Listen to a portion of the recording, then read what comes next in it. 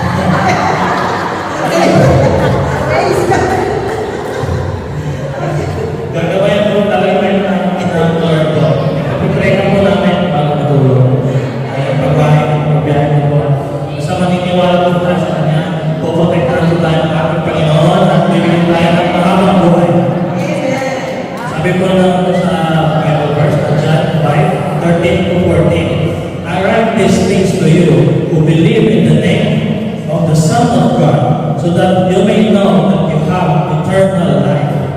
Amen. Do you have another share? Bigyan mo ng blessings po today. Gusto ko lang din po, ito kasi, ayan na pala si Sister. Clap our hands for us. Muli sa ating Panginoon, amen! Tunay lang po, namiss po nga ako magpapasalamat sa ating Diyos ng Panginoon. 2 weeks ago, tumalik ako galing sa Pilipinas. And God is truly good. Amen?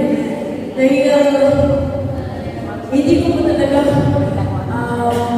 alam kung paano kasalamatan ng Diyos sa buhay dahil sa tagumpay ng ating pagbabakasyon. Tunay nga po na sapat ang biyaya ng Diyos. Amen? Tapat siya sa kanyang mga pangako.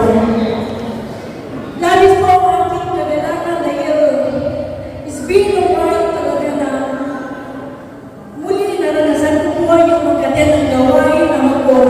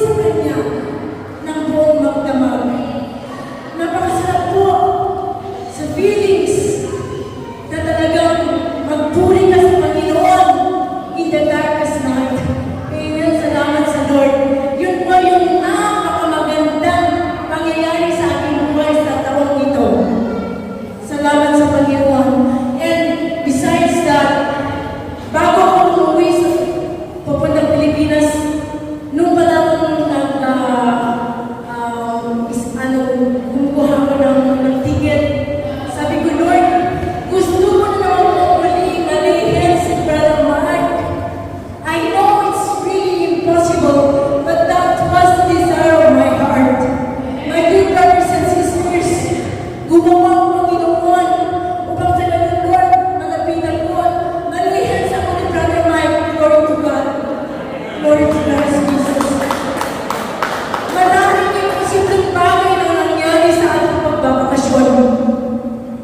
Ang tangi ko lang masasabi, mga kapatid ni Kristo, sa ating patuloy na pagpupuri at pagpapasalamat sa Panginoon, wala pong imposible sa Kanya. Siya lang ang dahilan.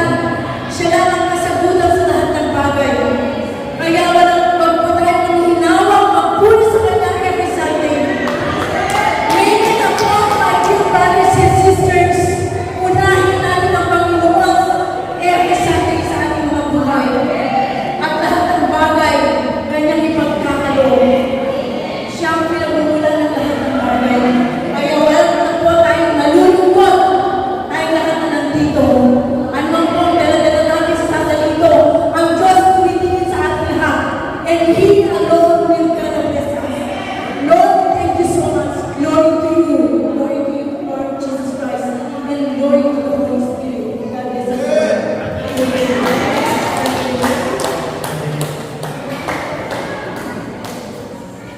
Ang susunod sa ating programa.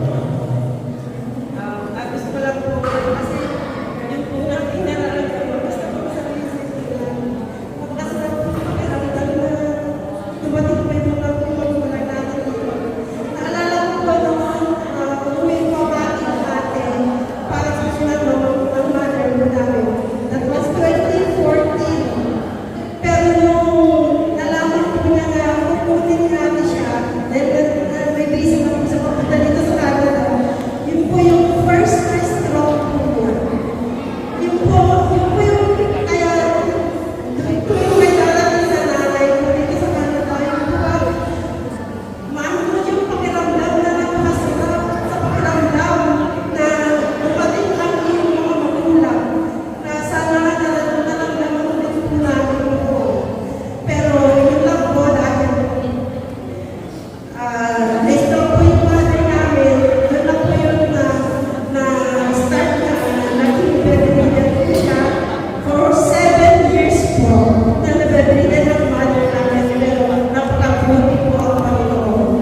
Dahil kahit po kami nag-stroke po siya, naiparamdam po namin sa kanya ang pagmamahal po namin, ang aming pag-aalaga sa kanya.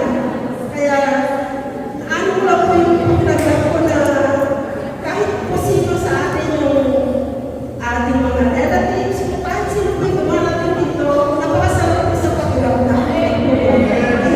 Yun lang po.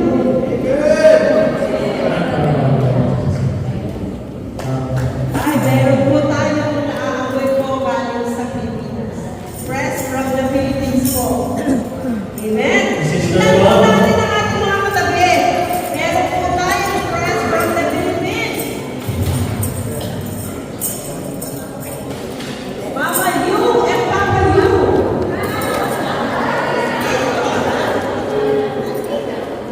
Gusto po tayo sa harapan. Mama Yu, Papa Yu. Halika po kayo.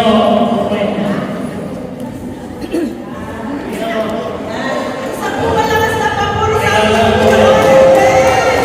napakabuti po ating Panginoon. Amen. Okay. Good afternoon po. Mama Yu and Papa Yu. Dito tayo sa harapan. Sister.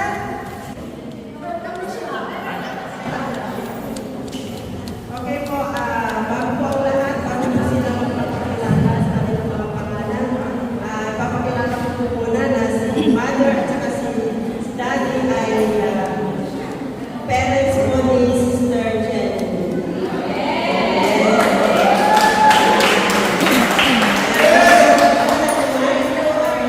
Brother Francis. Okay, Mami, sabihin niyo po yung pangalan ko. Kayo sa atin, sabihin niyo yung Sister Jenny. Magandang hapon po sa inyo. Galing kami ng Cavite. Galing kami ng Cavite, Las Marinas.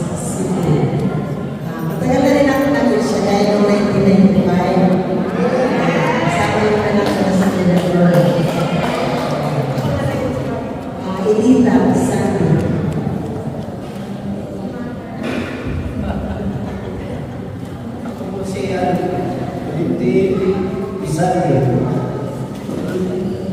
Nag-aaral ko, Quezon City, Quezon City. Ngayon, galing kami Cavite, Dasmariñas City.